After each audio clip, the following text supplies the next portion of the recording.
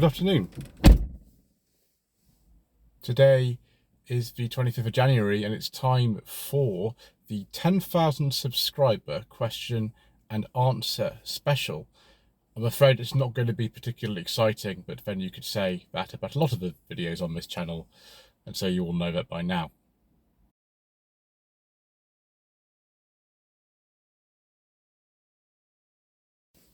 So we're going to start with a question from another post from I compared with most of them. This was 4 days ago. Sean Cook says, "Very well deserved, sir, and a credit to your lady wife supporting role. My lady wife is an extremely supportive lady wife. Given your family connections to France," yes, my great-grandmother was French, and my father and grandfather both spoke fluent French, and I have a French degree. "Do you have a special interest or admiration of French vehicles at all? And do you have a favourite French car?" It's quite hard. My brother's cousin used to have some very interesting old French cars. When we first went over to see that I remember in 1991, he had a Renault 11 Turbo, which was terrifying. We went on the autoroute to Rouen. He lived in a little village just along the Seine near Rouen. And when we went from there to Rouen on the autoroute, he absolutely terrified my mother and my brother and sister and I in the back of the car. He pretty much driving, I think, over 100 miles an hour most of the time. If you think that Roger Moore's driving in A View to a Kill in the taxi in Paris is crazy, you should try my grandfather's cousin, who's sadly no longer with us. He used to have he did all sorts of weird things. He had several Volvo 440s, which is strange for someone who was from Normandy. He had some Renault Clios and things like that. He used to own all kinds of sort of interesting cars. I'm not really much into French cars, though, despite the fact that we've got, relatively strong connections with France and family. I don't know really. Some of them have been really good. A 406 Coupe is really good. I've driven a V6, one of those with a manual gearbox. The chap's got several of those from that collection. Chap name of Justin. The two 406 V6 manual saloons I've driven have been pretty good. I think I'm more of a sort of like a Peugeot person than anything else. I'm not really a sort of Citroen person or Renault person so much, although the Renault was owned by the French government, I think, until the 1990s. So I kind of should be, and that's what the family traditionally used to buy over in France. But yeah, I like them. We've got a 504 Cabrio coming up at some point. We've re-recorded the driving section because last time the car wasn't running properly, and the owners asked us to refilm that. But yeah, I mean, I tend to be more into, for my own personal stuff, cars from other nations, really. So now we get on to the bulk of the questions. They're from a post that I put up the other day after filming the Mark 1 Punto 55 SX. The No Budget episode will go live at some point. If you're a channel member, you can already see it. James from JDM Snow Monkey says, "If you could go back in time and stop one car model from being launched, which would it be?" It's very obvious, this one, but it'd be the Edsel, which was probably a masterclass in how to mess up a product launch. There are so many reasons why the Edsel failed. Styling, pricing, general kind of corporate mismanagement. There's a recession that went on about the time the Edsel was launched. So many things. And although the Mercury Comet, which came out a little bit later, was originally designed to be an Edsel, that wasn't, I don't think, too bad a car. The whole thing was just a bit of a disaster. I think it's probably the biggest corporate automotive failure of all time. Yeah, I think we'll go with that. Richard Howlett has put two questions in here. How many miles roughly do you do in a year, going to the shows and events and doing car reviews? It's a lot. I think the SsangYong does about 10,000. We generally use that for, anything really, going to things that aren't related to cars or anything that I do. My lady wife also drives that, well, she doesn't drive as much as she used to because her job doesn't require her now to do a lot of driving anymore. The Volvo that I'm in today, it's insured for around, I think, 8,000 miles a year. The Mercedes we had was about, I think, 6,000 miles.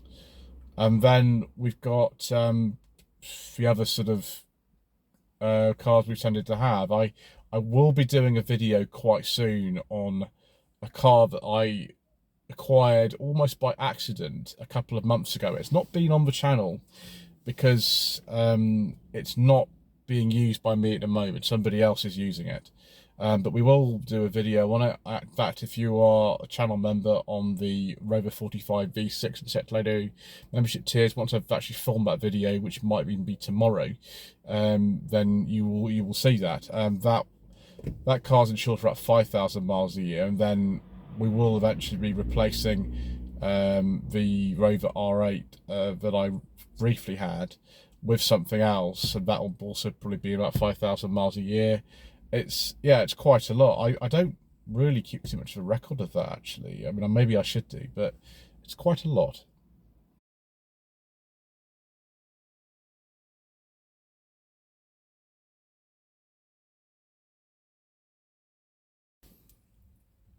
I'm quickly inserting this bit in a different location because I've just realised I've forgotten one of the most important questions. That guy from SETI Alpha 5, Agent Barry, asks, "Sir, what is your favourite film and novel?" For many, many years, my favourite film was The Graduate. I think probably it still is. I remember being probably about the same age that Dostov's supposed to be in the film. I mean, he was in his mid-30s when he played that part, but he was supposed to be about 10 years younger. And being that age and wondering what on earth I was going to do with my life, and actually there's a lot of that in the film. Soundtrack is wonderful, so is the Alfa Romeo Spider that he drives in the film. It's a very sort of deep film with lots of wonderful Simon and Garfunkel tracks. And I think actually, because I'm so into sort of 60s television and film, I think it probably still is the best one. In terms of the novel, Agent Barry will probably like this very much. It's On Her Majesty's Secret Service that came out, I think, in 1963. It's one of the better Bond novels. Some people say it's the best one. The film is also really, really good. Is it the best of the series? I don't know. It's very difficult to actually rank Bond films because there are so many of them and so many people have so many different preferences about them. I certainly think it's one of the best. The novel is superb. It's even better probably than the film.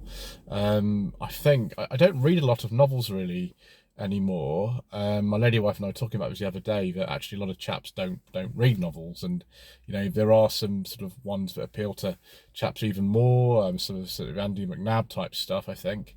And I think Ian Fleming had a much sort of broader range of people who used to read them, rather than just being ladies who generally read fiction novels. But yeah, some of those Bond novels are a bit crass and a bit sexist and things like that. But they're really, really exciting. Even ones that aren't particularly good. I remember reading The Spy Who Loved Me, that has nothing to do with the film whatsoever, and still finding that quite entertaining.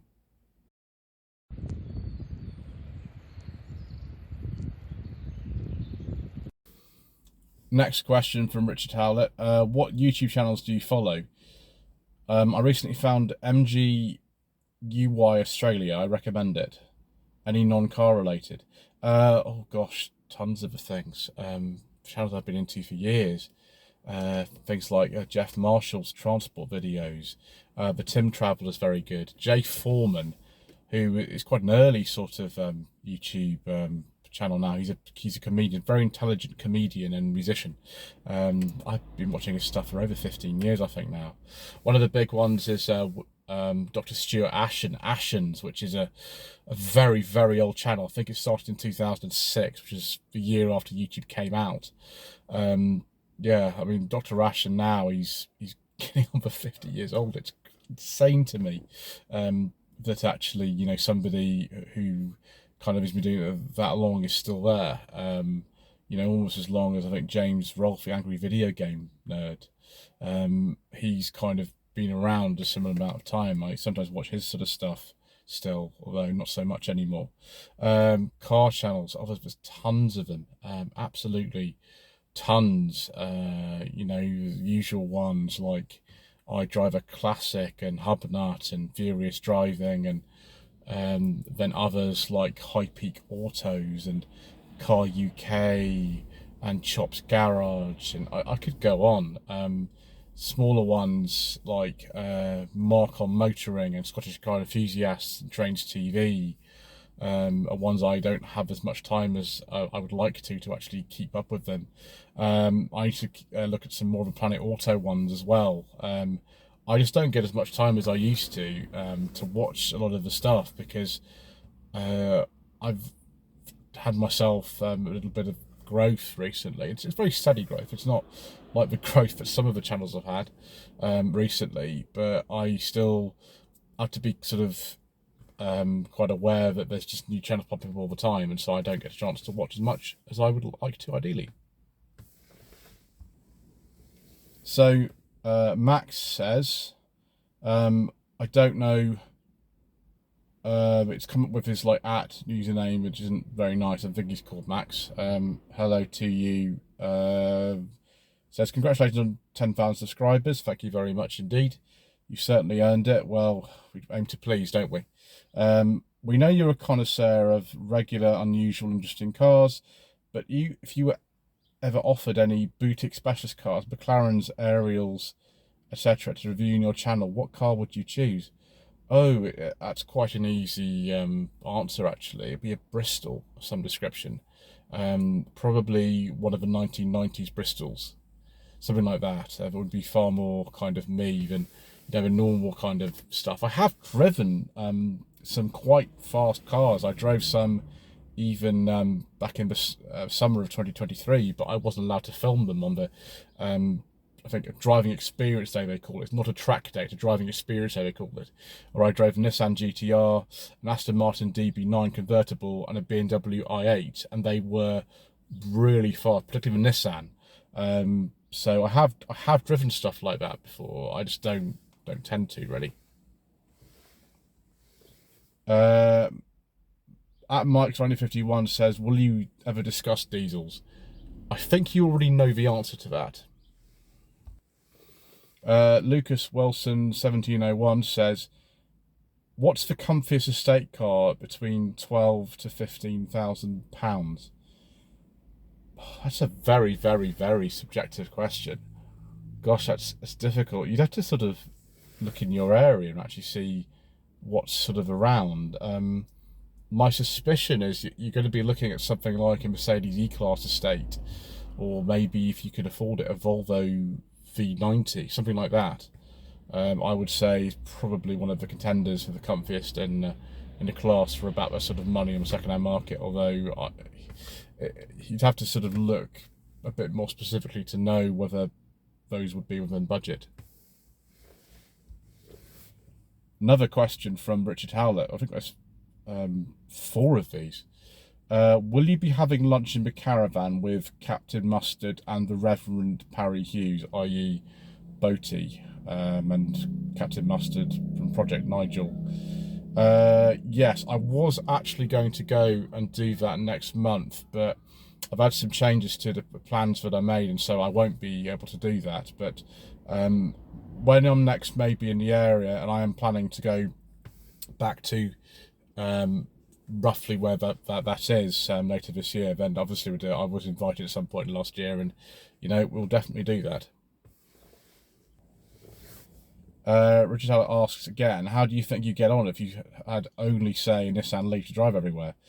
I think it's possible. I mean, I did have a fully electric MG5 EV, the very first model that came out back in 2021. That came out, I think, late 2020. Range on that was about 211 miles in the summer. I mean, this time of year it'd be less than that, but there is a series of 4 videos that I did. Just look them up on one of the playlists I think I've got of those 4. and see how I got on. I think I covered something like 400 to 500 miles in a week in the fully electric MG5. That's roughly similar to a Nissan Leaf, isn't it? So there we go. So Mr. Bill from the Fuel Power channel asks, if you could choose one brand new car coming out in 2024 to buy for your own personal use and suit your lifestyle, what brand and model would you choose and why? I know exactly what I would buy if it was brand new. I think it would be probably a Kia Ceed SW, at least the 3 trim, 1.5 with a manual gearbox. I mean, I might even buy one of those to replace the Ssanyon when the time comes. I think what he's asking though is like which of the kind of brand new models of car that haven't been out before would I sort of consider. I think perhaps the new MG3 is coming out quite soon. I'm happy to do a review on that when it comes out.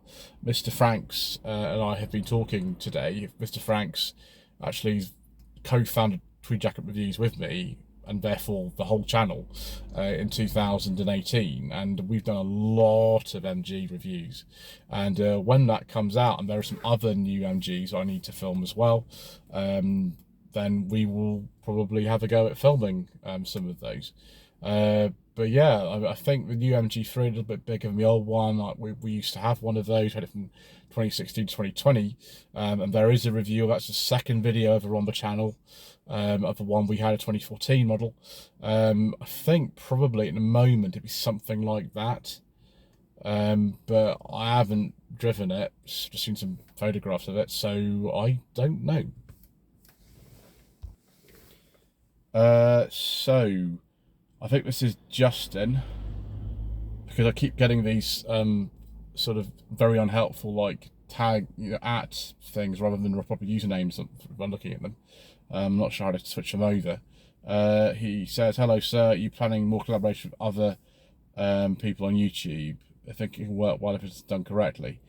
Yes, I mean, I see Mr. Coleman all the time, Mr. Richardson.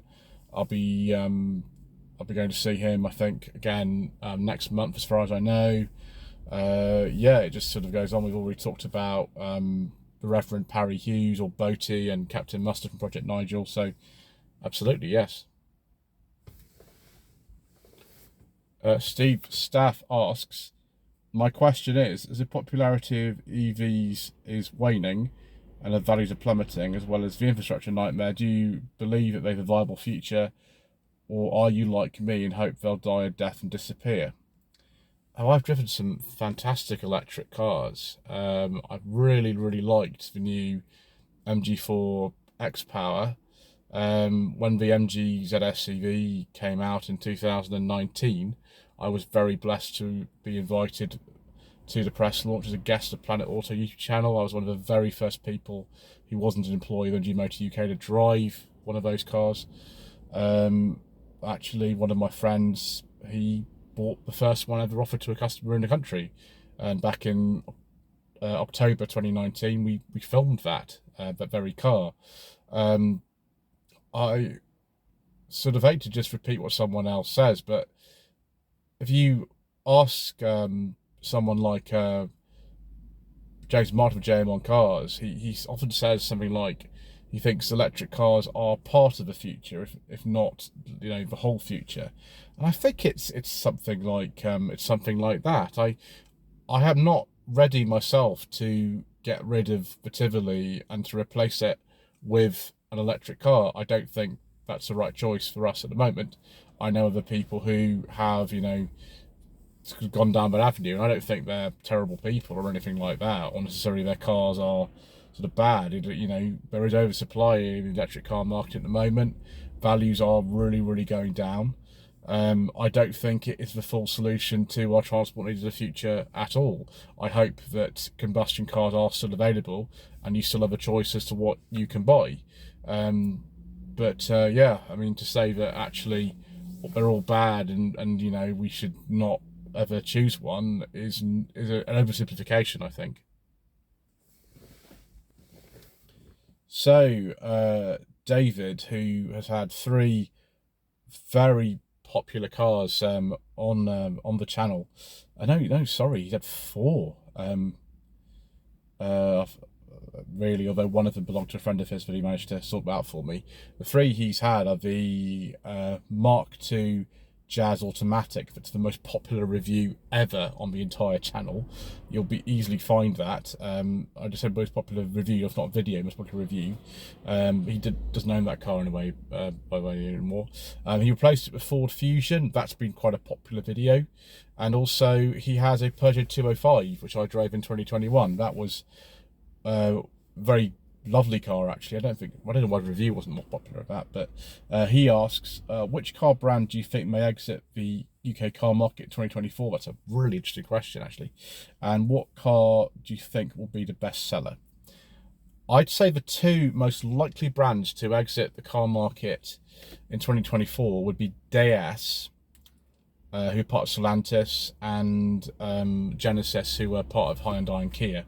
It's a real shame, Genesis, because they have fantastic cars. I drove a G70 in 2022 around the Alpine Circuit at Millbrook in Bedfordshire, and it drove so nicely. The price was really reasonable in comparison with the E-Class or the 3 Series or the Audi A4 rear-wheel drive car. It was a turbocharged 4-cylinder engine with loads of power. Handling was really good because of the rear-wheel drive balance. Loads of equipment, much easier to use than many other infotainment systems I've seen. You can get a dark green one with a beige leather interior if you want, but nobody buys them. Nobody, despite the fact they have this amazing kind of 5-year package with a, warranty, servicing, courtesy cars, and a concierge service all included, and breakdown service, all of it. So you just literally put fuel in. that's all you do.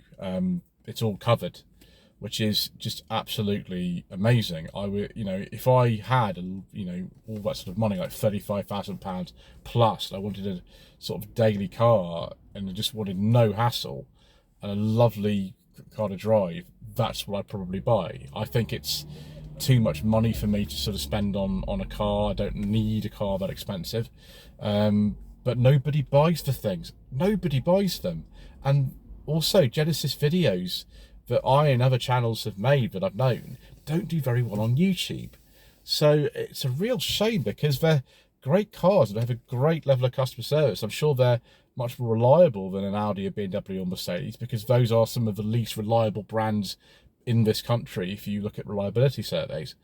But I don't think they can keep it up for too much longer because it's just probably losing money. Their sales are tiny. If you look at top 10 best-selling cars that I do every month, you'll see Genesis hardly sells anything.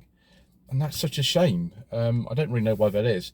DS is kind of the same. They're a luxury division of Stellantis that nobody really knows even exists. And Alfa Romeo is bad enough and the sort of tiny sales that they have, but I don't think people really get it in this country. I think the French are more into that kind of sort of over kind of emphasis on luxury and comfort that DS has, as opposed to every other sort of brand in the market which emphasizes sportiness and terrible rides and massive wheels, whereas DS isn't really about that.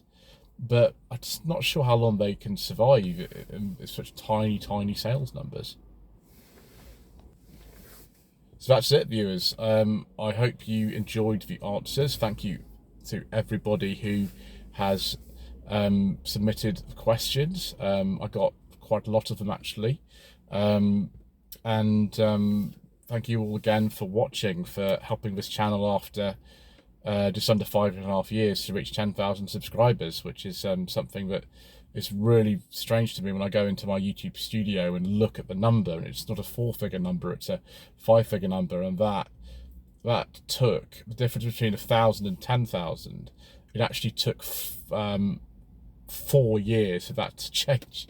So it's very strange going in there and seeing that number, and it makes me feel very humble when I see things like that, because it's obviously not just me who's done something. But yes, maybe we'll do one of these again at some point if you enjoyed it.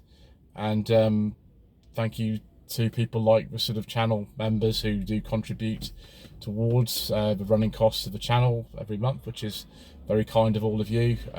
There is an awful lot of kind of stuff that goes into it that I don't sort of really talk about very much, but yeah, there Those who want to, feel free to contribute. If you don't want to, if that's not for you, then I don't really want anybody to feel pressure to do so. And so just by continuing to watch the videos all the way through, liking them, commenting on them, and subscribing helps out massively. That's the sort of help I would prefer somebody to feel that they are able to give.